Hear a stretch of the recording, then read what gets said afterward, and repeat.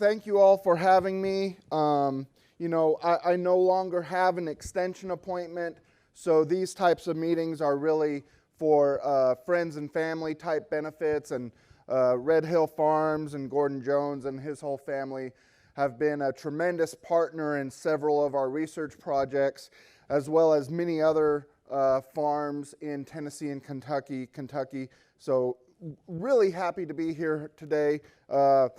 Great job, Troy. Way to really set the table for thinking about how do we do a better job of making our cattle profitable. I assume it's okay if I come down.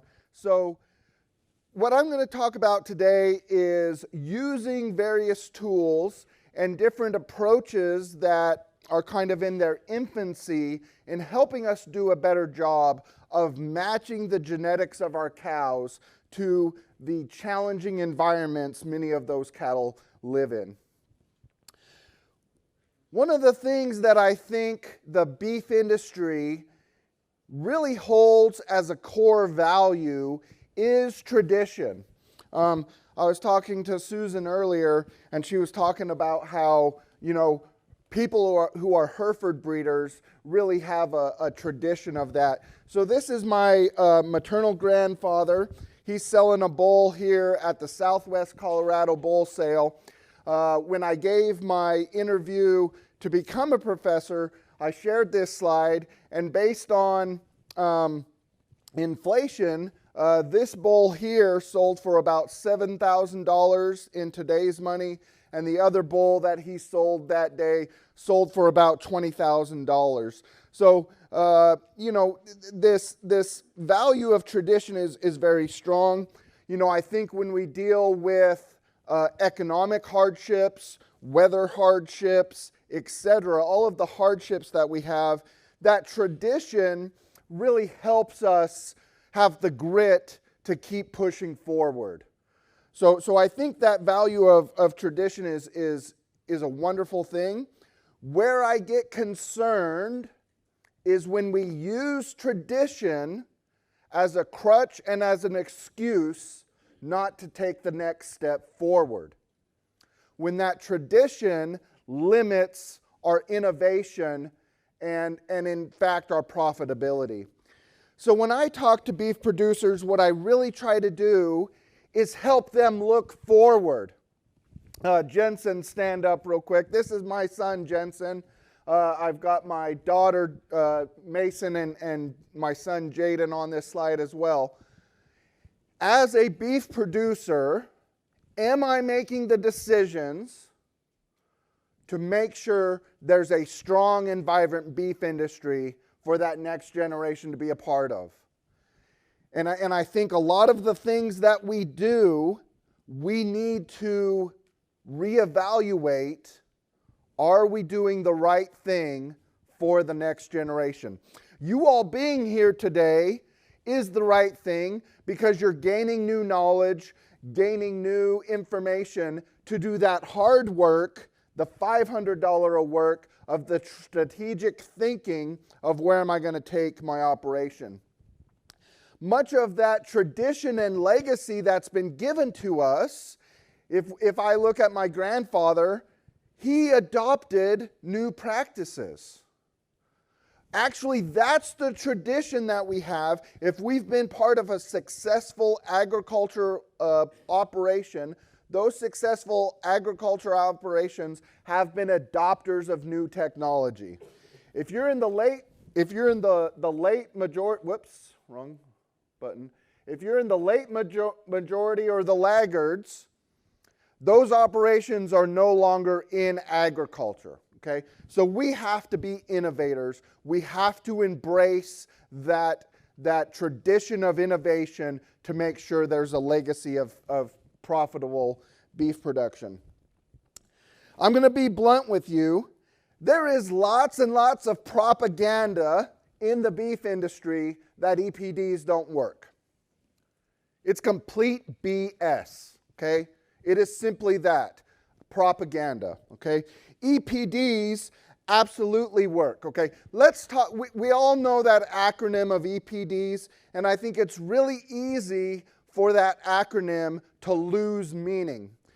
The other thing that's really tricky is that acronym is not based on words that cow-calf producers use. It's based on words that statisticians use, okay? So the E in EPD stands for expected. Now, you would never know this, but the way a statistician uses expected, it means mean or average to them. So in this acronym, what expected actually means is we're talking about the average of a large number of data points. With an EPD, we are not predicting the performance of a single animal. We're predicting the performance of a large number of animals. What are those animals? Those animals are the next calf crop. It's the progeny, the offspring of that animal. Okay?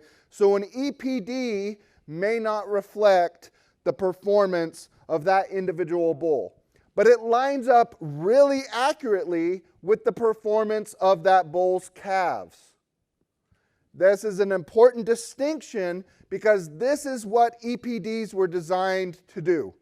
Looking at that bull does not tell us what his progeny's performance is going to be. But we have really powerful tools, EPDs, that do tell us that. Finally, the D in EPD is for difference. If I give you the EPD profile of one bull, and that's the only information I give you, that information is absolutely worthless. Okay? We have to have the EPD profiles of two bulls to make that comparison, or a bull to a breed average, or a cow to the breed average, etc. Talk briefly about how these EPDs actually work in practice. So I'm from Mizzou, so we've got the black bull and the gold bull. Black bull has a weaning weight EPD of 50 pounds. Gold bull has a weaning weight EPD of 70 pounds. I will mention, I thought about putting a slide in about our most recent basketball result, and I didn't do that. So I wanted to make some friends today. Hopefully we can keep in that attitude. But here we've got our black bull and our gold bull. Now that gold bull did not weigh 70 pounds at weaning, right? That's nonsensical. But what we can see from this is there's a 20-pound difference in the EPDs of these two bulls. So what we're going to do in this scenario is we're going to breed these bulls to a bunch of cows, produce 100 calves out of the black bull, produce 100 calves out of the gold bull. We're going to raise those calves up, measure them at weaning. The average weaning weight of the black bull's calves is 495 pounds. The average weaning weight of the gold bull's calves, 515 pounds. There's a 20-pound difference in those two averages. That's how EPDs are designed to work. Okay? We're going to look at this one other way. We've got the black bull's bell curve of his calves, the gold bull's bell curve of his calves. There's going to be some of these gold bull calves that underperform the black bull average. And there's going to be some of these black bull calves that outperform the gold bull average. What we do with EPDs is we move this bell curve whichever direction we want it to go. And you as strategic thinkers, you as breeders, can move that bell curve in any direction. Okay? That's how EPDs work and are designed to work. We've got a preprint up on a website called BioArchive. We've submitted this paper for publication. You can get on the web and look at it. What we do in this paper is we take the performance of about 800 calves and compare it to the genetic test results of their 300 dams. Okay? So we're comparing calf performance to cow genetic prediction. And what we see when we do this, for all of the traits that we were able to measure and that GeneMax had a prediction for, there was a statistically significant relationship between the cow's genetic prediction and the average performance of those calves, okay? And that was for every trait, and very, very consistent, reliable results. So as a beef industry, and what I just shared was one study that my group did. There's been lots of other studies, field demonstrations of $B, et cetera, et cetera. So time after time, we've showed that EPDs, indexes, and genomics works, okay? It's time for you all to get on board, and this propaganda of EPDs, genetics, indexes doesn't work. We need to just stop that stuff. Because we're, as we were talking about in the Q&A section of Troy's talk, we're facing pressures from competing protein sources, whether that's other livestock proteins or lab-grown meat, plant-based meat. If we as an industry don't get on board with these opportunities, we're going to miss out, and there's not going to be that strong and vibrant beef industry. If we do get on board, if we embrace these technologies, if we say, how can I use these tools to be more profitable in my operation, there will be a strong and vibrant beef industry and a family-owned based beef industry for the next generation. So, there's this mistrust out there. Why is that? As I've been talking about, I think there's some misunderstanding of why the technology works and what magnitude of effects that has. The EPD differences that we predict are oftentimes quite small, right? We're talking about, in many cases, a 5-pound difference in the weaning weights of one bull versus the weaning weights of another bull. And what we do over time is we stack those differences up to really make a meaningful change. The other thing that I think perhaps leads to some of this mistrust, and what I'm going to talk about today, is that perhaps some of the genetic interactions with environment and management cause these animals to underperform their predictions. So the genetic tool is working, but there's something else going on in the background in terms of different management practices or a challenging environment that's perhaps causing a little bit of re-ranking. So as a beef industry, in terms of environmental stressors that these cattle deal with, we're probably losing $1 billion a year as a beef industry due to reduced production due to fescue toxicosis, high altitude disease, drought, heat, stress, et cetera, et cetera. So there's lots of environmental stressors that are challenging us as an industry and resulting in lost revenue and lost profitability. My lab was able back in 2015 to get a grant to actually look at the relationship between genetics and the environment. And so I'm going to talk to you a little bit about that research that we've done as a group.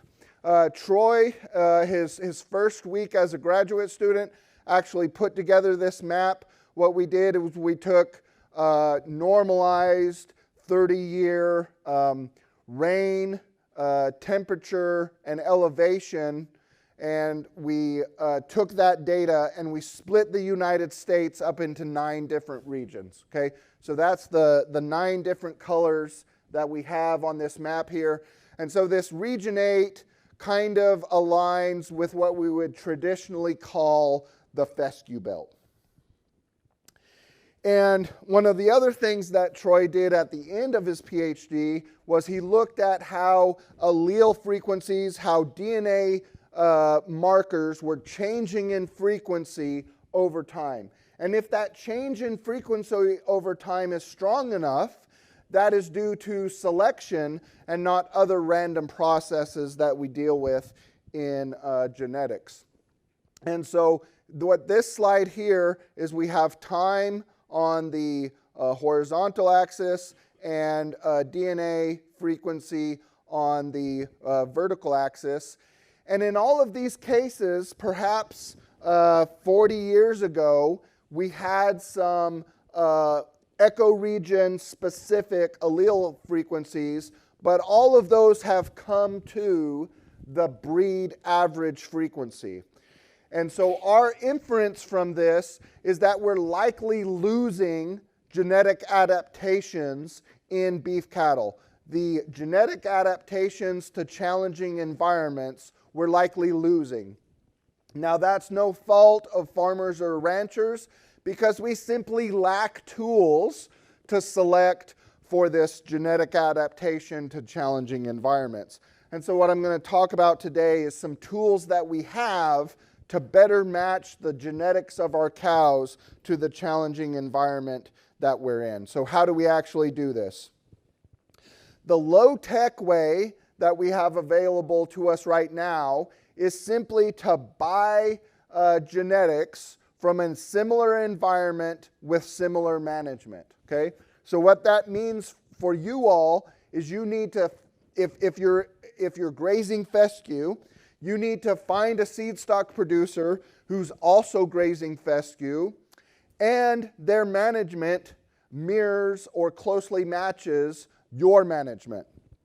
So if you go to a seed stock producer who's taking distillers grains to their cows every day to dilute the fescue toxicosis, but you're not doing that, then your management and their management doesn't match, and so they're probably not putting the same selection pressure on their herd as you are in your herd. The other thing that we can do here is simply word of mouth. You know, you're looking for an AI sire. You talk to people of have you used this sire? Did his daughters work in our environment? This low-tech solution is challenging. It limits our opportunities to go out and get various genetics. And it also requires a lot of communication and trust between the commercial producer and the seed stock producer. So hopefully we can move past this and do a better job. The other thing that I wanted to have you kind of think about or maybe bring to your attention is, if we're in a challenging environment, say the fescue belt, we're dealing with fescue toxicosis, what are the traits that are going to suffer the quickest in that environment? And so for me, as I was kind of thinking about this, the two things that are going to suffer the quickest are going to be reproduction and body condition score. Are there EPDs that we can select on to ratchet up the genetic potential for these traits high enough that those animals can counteract the negative effects of the environment?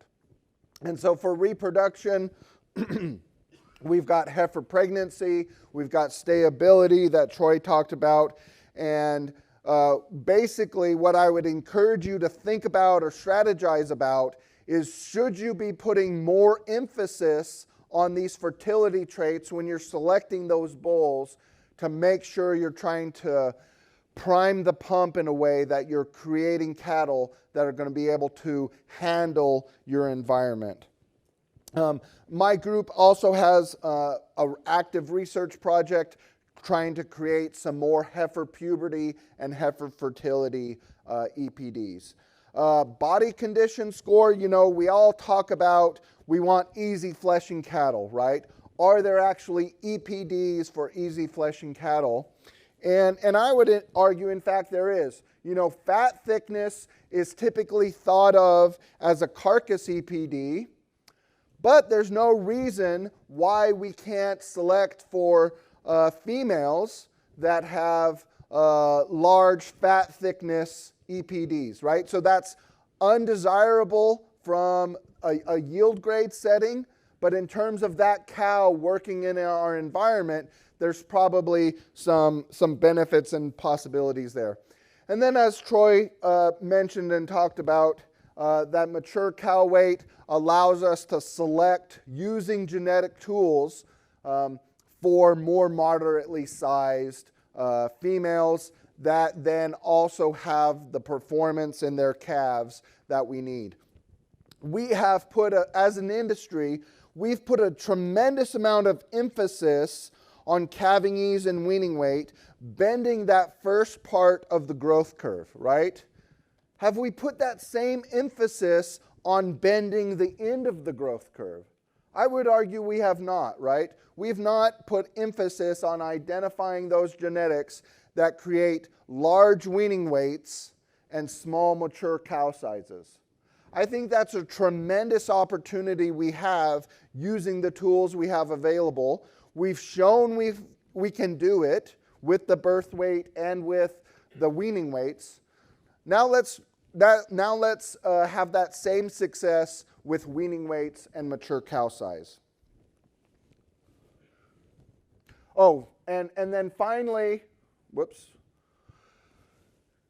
one of the best ways to indirectly select for environmental adaptability is simply to crossbreed, okay? Like Troy talked about, those lowly heritable traits are going to see a benefit from that crossbreeding. And so if you're concerned about your cows not working in your environment, I would really encourage you to crossbreed in some way. So, are there some high-tech and direct ways that we can select for better genetics to match our environment? And that's really been the focus of my group's research for basically the last 7 years. What we initially thought was going to be a success is creating ecoregion specific EPDs. So we would have a weaning weight EPD that was specific to the fescue belt. And I'm going to give you the spoiler alert. This has been really hard and it's not worked very well.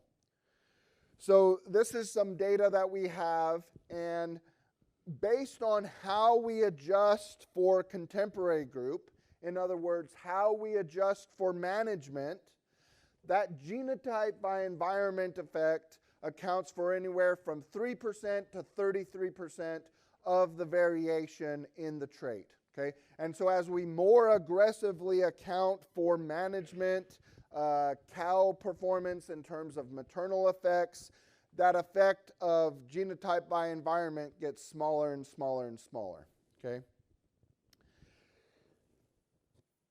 The other thing that's kind of come to my attention or has become kind of a concern of mine is as we're creating more sustainable systems as a beef industry, many of those producers are going to shift towards a lower input type system. Do we actually have the genetics that will work in a lower input system?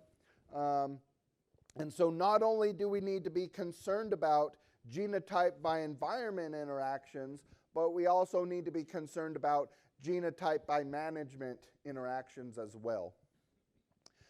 The problem that I'm kind of hinting at here is there's a big messy hairball of environment and management. And basically, based on the current data that we collect as a beef industry, we don't quite have the right statistical models to pull those two things apart. And so because management and environment are so intertwined, we really can't get at genotype by environment, and we really can't get at genotype by management either. You know, Troy talked about corn breeding. Here's an example from kind of what we do. In corn breeding, because they have those inbred lines, they can have identical genetics at multiple locations. So at every location, they can have the yellow corn line. And at every location, they can have the black corn line and the blue corn line and the orange corn line. That allows them to really create a very powerful statistical analysis of genotype by environment interactions, genetic by environment interactions. With our cattle, each individual calf is its own unique constellation of genetic effects, right? So from an individual bull, there's an infinite number of unique genetics that can come from a single bull, okay? If we just mix and match that bull's paternal and maternal chromosomes, there's over 1 billion different combinations. When we then take into account recombination between chromosomes, that possibilities becomes infinite. So no calf is going to be identical to another calf in the United States. So we don't have this replication of genotypes across environment. And so that makes it very difficult to analyze this data. When we first started predicting EPDs back in the 1980s, we used what we called a sire model. So what we were trying to predict was the genetic potential, the EPD, of the sires in the data set. As the data sets grew, as our computing power grew, we switched to an animal model where we're predicting the genetics of each and every individual animal. One of the things my group is going to try going forward is, can we go back to that sire model, because the sire genetics could be represented in lots of different environments. So that's going to be kind of our next kind of Hail Mary attempt at getting at ecoregion specific EPDs. Now, previously when I had high-tech and direct, I had a question mark. Here I have an exclamation point, because this is something that I'm really excited about, and I think we're seeing great advancement in, and that's in terms of creating new traits for environmental resiliency. So the first trait that we've had published, so it go from research to a research EPD to a published EPD, was pulmonary arterial pressure in the Angus Association. This PAP EPD is a prediction for animals that will be resilient or susceptible to high altitude disease, brisket disease. Basically, they have congestive heart failure, and they have this huge buildup of liquid in their chest cavity, so much so that we can even see that fluid buildup in the brisket and the front end of these animals. And in addition to this very extreme brisket disease, I think there's also kind of underperformance of animals who struggle with high altitude. So the PAP EPD is based on these pulmonary arterial pressure measurements. A trained veterinarian runs a catheter in through the vein and measures the arterial pressure, okay? EPD works very well. It's being published. Like Troy talked about, the key here is to keep those PAP scores coming in to the breed association to come in. One of the other things that we've seen in my group as we look at performance in high elevation, performance in the fescue belt, etc., is we see vasodilation and vasoconstriction come up time and time again. And so I don't have any data or facts to support this, but I do think it's interesting that perhaps these high PAP, these low PAP animals, these low pressure animals, perhaps there's a relationship between that pressure at altitude and that arterial pressure under the vasoconstriction of vasotoxicosis.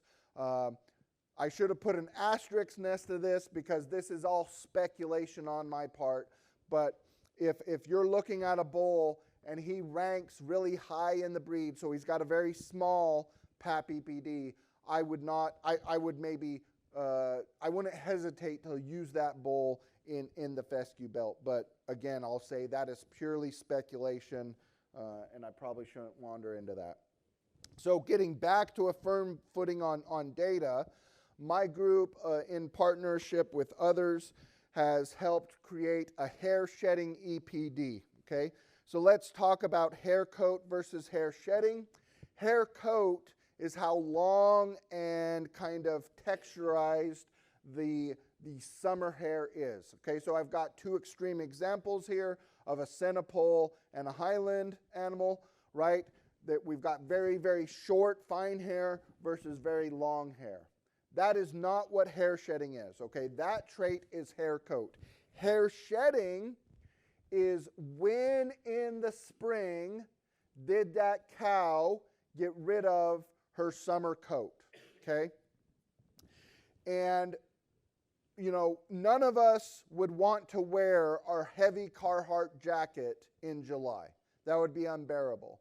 But if you walk through certain cow herds, you will see cows that still have that dead winter hair in the middle of the summer. And so what this tool allows us to do is to select the bulls that are going to produce the daughters that shed off earlier. What is happening here from my perspective is we're identifying those animals that appropriately respond to environmental cues and prepare their physiology for the new season. We get off that dead winter hair, they're ready to deal with the summertime. Hair shedding is a 5-point scale. 5 is 100% winter hair, 1 is 0% winter hair, 3 is about 50% winter hair. Those animals tend to shed from the front to the back and from the top to the bottom. What often differentiates a score of 2 from a score of 1 is some dead winter hair on the flank and lower quarter, okay? It's a very easy to measure trait. Once you've done maybe 20 of these, you basically understand clearly what you're doing in terms of shedding these scores. BIF has hair shedding as part of their guidelines, so it's very much an industry accepted phenotype. In our project, what we have done is we've collected with farmers and ranchers 36,000 hair shedding scores on about 13,000 cattle, and about 12,000 of those animals have been genotyped. We had a great collaboration here where the breeder would send us phenotypes and DNA samples. We would pay to DNA test that animal. We would then send a copy of that DNA to the breed association, and the breeder would get free genomic enhanced EPDs by participating in our research project. I think it was kind of the first of its kind in terms of sharing data between researchers and farmers, and I've got some tremendous friends from that research project. Harley Durbin, now Harley Durbin Rowan, that we talked about earlier, she had an internship at Angus Genetics Incorporated. She took some of their historical data that was generated by a partnership with NC State and Mississippi State. We combined that with our USDA-funded Mizzou project, and she helped create the research EPD for hair shedding. That was first released as a research EPD in 2020, and then here recently, it's now a published EPD. If you go buy an Angus bull, there'll be a slot on his registration papers for an HS EPD. That HS stands for hair shedding. Why hair shedding? You know, what we've seen is those earlier shedding cows wean off a heavier calf. And not only is it a heavier calf, but it also tends to be an older calf. What that hints at is that those early shedding cows are also doing a better job with their fertility in terms of breeding back sooner. So there's, in terms of management, in terms of identifying cows that work in our environment and work in our system, I think there's tremendous potential there to identify the right cows that are going to work in your operation. With our multi-breed USDA-funded data set, We've looked at the data as well. The heritabilities are all pretty much the same in that 35 to 40% range. That means 35 to 40% of the variation is due to additive genetics, independently inherited gene effects. The repeatability is often very close to that heritability. What that means is two things. What I've plotted here is various repeatability values, and for each record that we add, how much of a boost in accuracy that we see. This blue line right here is a repeatability of 40%, and what you'll see for each record, each hair shedding score record that we add, we see a bump in that animal's EPD accuracy. What that means is that for a 4-year-old cow, if you turn in hair shedding scores on that 4-year-old cow as a yearling, a 2-year-old, a 3-year-old, and a 4-year-old, at 4 years of age, she'll have a very accurate hair shedding EPD. Okay? The other thing that, well, I'll mention it here briefly. Because of the low repeatability, these hair shedding scores are changing quite a bit from year to year. What I think that's telling us is something about the current physiological state of that animal.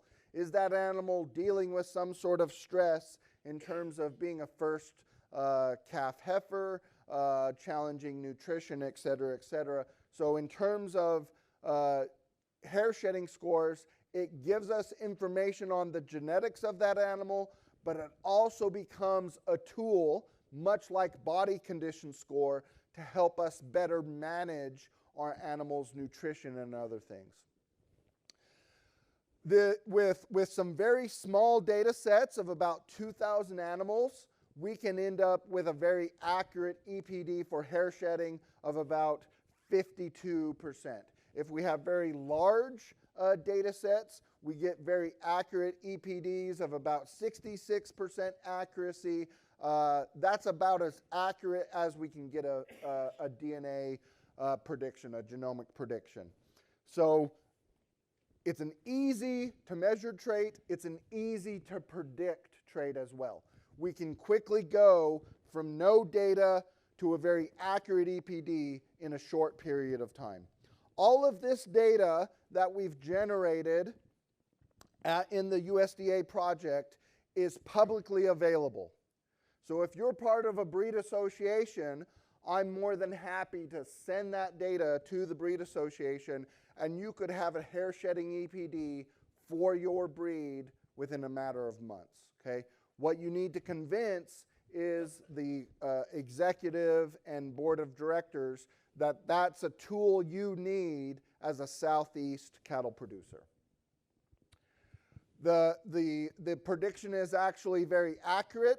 If we predict a 1-unit change in the EPD, we see a 1-unit change in the performance of the progeny. We also see some breed differences in terms of hair shedding.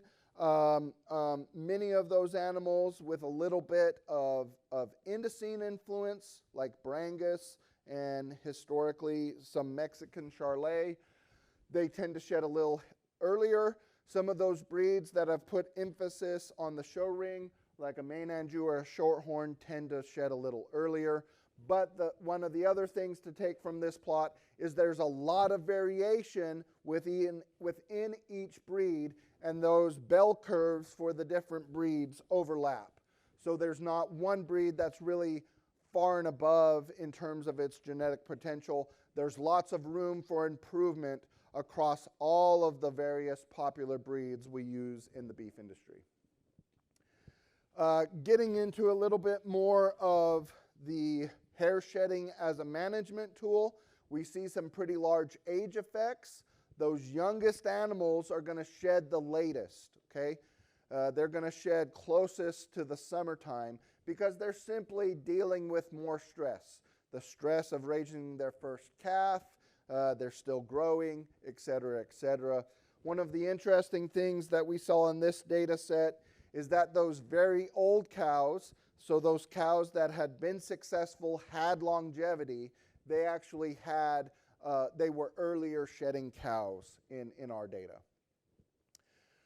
So like I've talked about, this hair shedding score can be used for management. It's probably telling us something about the plane of nutrition, maybe something to use alongside a body condition score.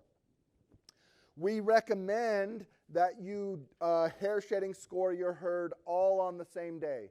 At like one of our research centers, we could hair shedding score 300 cows in a matter of about 6 hours, just going on the side-by-side to the various pastures and scoring those animals. So you can also do it as they're going through the chute. Again, just a very easy to record trait that provides a lot of value. And that hair shedding, that contemporary group effect is going to account for any environmental differences that you may have in terms of different temperature, different day length of when you're collecting those scores. So we need to find cows that work. Like Troy talked about, that cow efficiency is complex. The hair shedding, we believe, influences maternal growth. So how that cow's effect on the growth of the calf, what we call milk in the beef industry, reproduction. And what I would also say, as we look to society as a larger whole, that hair shedding score also actually influences the animal welfare of that animal. If that animal in the middle of July has her winter coat, she's not going to be feeling too hot, right? We're creating animals that have a little bit of an animal welfare issue if we're not getting rid of that poor hair shedding animals. We've got some new project in the group. We're looking at some evolutionary questions with cattle data. We've created a camera system that creates a 3D image of a cow. That allows us to measure the surface area. If you know the surface area of an animal, you now know their basal metabolic rate. And like Troy was talking about, if we know that basal metabolic rate, that gives us another tool to identify those more efficient animals. And in this grant, we're continuing our work in genotype by environment and genotype by management effects. We also have a large project where we are taking an existing data set of 6,000 Angus animals, and we're creating data for 2,500 Red Angus and 2,500 Herefords. And in this project, we'll create new EPDs for heifer puberty, new EPDs for heifer fertility.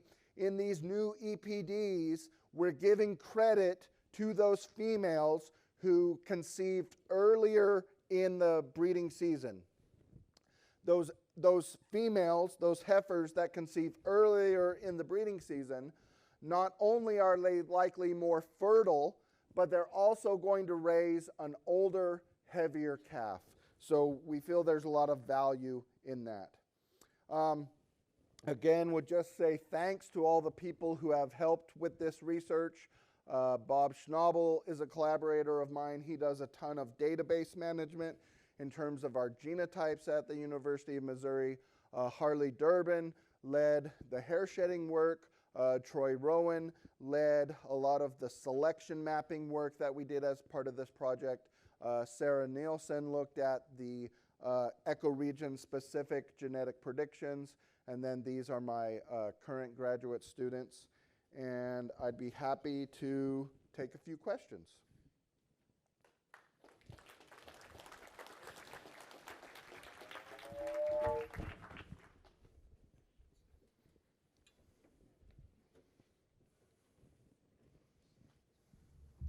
Any burning questions for Jared? I've got one over here, Dr. Jones.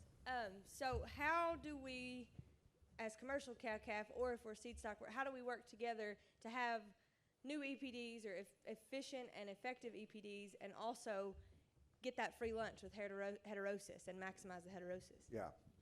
So hopefully you picked up on, so to repeat the question, how do commercial producers work with their seed stock producers to get those new EPDs and also leverage heterosis. So one thing I would say is these genotype by environment effects likely influence those traits that have a low heritability. So simply by making the strategic decision to crossbreed, you're probably going to produce a female that's better able to deal with environmental stressors. So that's the first thing. That's something that we can do today. It's simply a strategic decision that we make. Okay. Now let's talk about how we get some new tools, some new EPDs. If you, as a commercial producer, contact a breed's board of directors or contact a breed's executive, that's probably going to hold more weight than 100 conversations Gordon and I have with that breed executive. So if this is a tool that you want as a commercial producer, contact the breed executive of the breeds that you're buying seed stock from and tell them there's this low-hanging fruit. This is a tool that would help me identify the right bulls to produce the right cows, and just tell them this is a tool that you want. In terms of, I had that slide in there about purchasing genetics from the same region with the same management. I think that's just having conversations with seed stock producers, seeing what their production system is like, what their breeding philosophy is about. So, Very, very important. You caught that Jared says this data is all in the public domain. So American Angus Association is the only breed association now has that EPD for hair score. There's no good reason at all. Those other breeds that were represented on the slides that Jared showed, they can do that if they'll just do it. So we do need that for here in the Southeast, particularly in the fescue belt. That's extremely important, I believe. So many of us are working hard to get that accomplished, but I appreciate Jared's comment that producers asking for it would be more important than some of us in academia. Other questions? right here. So, Dr. Decker, I want to do it fast. I'm looking for a magic bullet. You got all these genomic tests out there. Why can't I just genomic test my commercial heifers and get on with this faster? So, the commercial heifer tests absolutely work, okay? If we went, when I was a teenager, I got interested in DNA testing. Those DNA tests did not work. The current suite of DNA tests that we have absolutely work, okay? So in terms of improving genetic potential for mature cow size, stayability, fat thickness, et cetera, all of that data is out there and available. What is the hang up right now is those are for additive genetic effects, and that is for a nondescript kind of average US environment. If we move these animals into a challenging environment, say the Intermountain West, the fescue belt, there will be some animals that have good EPDs but relatively poor performance on fescue. So we have so additive genetics are linear, okay? Straight line, predictable. When we put in an interaction with the environment, we're now non-linear. And so it becomes much more complicated about how these animals are actually going to perform in the fescue belt. You should still use the EPDs, you should still use those tools, but it's just, if you buy semen from a bull in Montana, his daughters may work in the fescue belt, his daughters may not work in the fescue belt. That's still a little bit of an open question. We hope to get some tools out there. We haven't had as much success as we would have hoped. The one big success that we have had is the hair shedding. So if you go and look at bulls from Montana and they have hair shedding EPDs, you would want to select the bull with the lowest hair shedding EPD. That would give you the highest probability of success of that animal working in the fescue belt. Does that answer your question or not quite?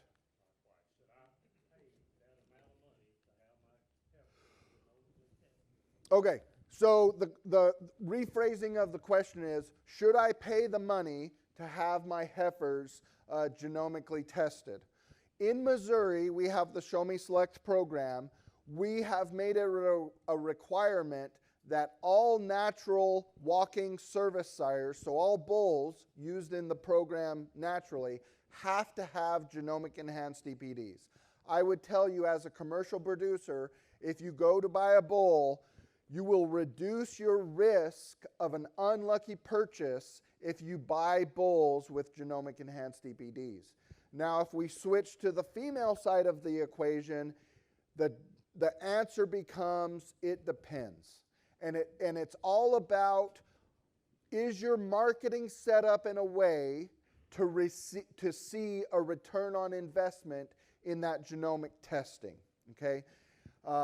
You really need to be thoughtful about, are you marketing your animals in a way that if you spend $25 to $30 per heifer to genomically test, you're going to create a superior animal? Are you marketing your animals in such a way to get paid for that superior animal? If you're selling your calf crop as a commodity, I would tell you, do not genomic test females. But if you're in any sort of value-added program or retained ownership, you're going to see a boost from genomically testing those commercial females.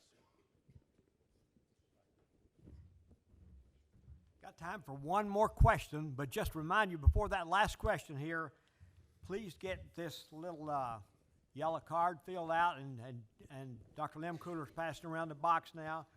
And we would like for you to fill this evaluation out. Please take your time to do that, because we're going to give this $100 bill away to somebody at the end here, but we really do need your evaluation. One more question for Dr. Decker. I believe we got one right back here. May be completely irrelevant, but it's just something I was wondering about. You're talking about hair shedding, and you mentioned if we buy semen from a bull in Montana or somewhere, does environment not affect the shedding effect of an animal too? I mean, if you buy an animal from Montana or somewhere in a colder environment, are they not going to shed later in the year than you would a calf that we buy from northern Alabama or from Tennessee? That's a great question. So that's the whole beauty of how EPDs work. So whether it's hair shedding, weaning weight, etc., when we calculate an EPD, we remove any and all management and environment effects. When you're looking at an EPD, you're solely making a decision on a tool that's 100% genetic. So for hair shedding, 40% of the variation is due to genetics, 60% of the variation is due to management environment, okay? By using the EPD, you're going to improve that 40% that's due to genetics. So if we went to 2 bulls in Zimbabwe, and one had a poor hair shedding EPD and the other had a great hair shedding EPD, we brought those genetics to the US, we would expect those animals to rank the same or similarly, even across those very different environments. In similar environments that we have in the US, that re-ranking is going to be pretty small. We did an EPD of hair shedding on fescue and hair shedding off of fescue. The genetic correlation between those two traits was 93%. So hair shedding across different environments is going to be quite consistent. Let's give Dr. Decker one more round of applause.